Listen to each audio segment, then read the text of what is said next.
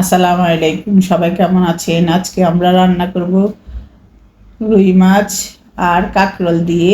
প্রথমে আমি কাঁকরোল আর আলু কেটে নিয়েছি, আর রুই মাছের মাথা আর কয়েক পিস রুই মাছ ভাজি করে নিয়েছি লবণ হলুদ দিয়ে।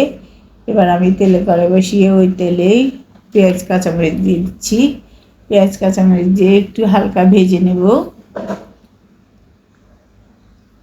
ভালো মতন ভেজে নিয়েছি। এবার আমি রসুন বাটা দিয়ে দিলাম। রসুন বাটা দিয়ে আমি একটু ভাজবো। ভেজে এবার লবণ দিয়ে দিলাম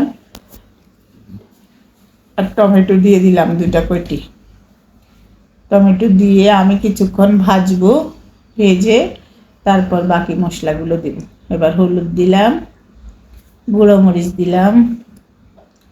একদম অল্প মশলায় রুই মাছ দিয়ে কাঁকরোল দিয়ে রান্না করলে খুব মজা হয়। আমাদের নোয়াখালীর ভাষায় বলে আকরি আর ঢাকা বলে কাঁকরোল। এবার আমি এই মশলার সাথে অনেকক্ষণ প্রায় 5 মিনিটের মতো আমি ভেজেছি। মশলার সাথে ভেজে একটু পানি দিয়ে ঢাকনা দিয়ে রেখে দেব। দিয়ে কিছুক্ষণ কষিয়ে তারপর মাছ দিয়ে আর একটু পানি দিয়ে মাছ দেব। এই যে আমি কিছুক্ষণ কষিয়ে নিয়েছি।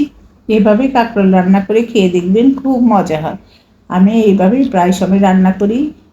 এবার আরও একটু পানি দিয়ে দিলাম, দিয়ে এবার মাছগুলো দিয়ে দিলাম। আমরা অনেক মানুষ, এর জন্য বেশি করে মাছ দিয়েছি। এবারে আমি আরও কিছুক্ষণ রান্না করে নামিয়ে নিচ্ছি। আপনারা চাইলে এখানে ধনেপাতাও দিতে পারেন, আমি দেই নাই। আজ এ পর্যন্ত, আল্লাহ হাফেজ। দেখুন কত সুন্দর হয়েছে কালারটা। আর আমাদের রেসিপিগুলো যদি আপনাদের পছন্দ হয়, রান্না করে খেয়ে মজা লাগে, তাইলে আমার চ্যানেলটা সাবস্ক্রাইব করে দিবেন, লাইক করে দিবেন, শেয়ার করে দিবেন, ফেসবুকে ফলো করে দিবেন।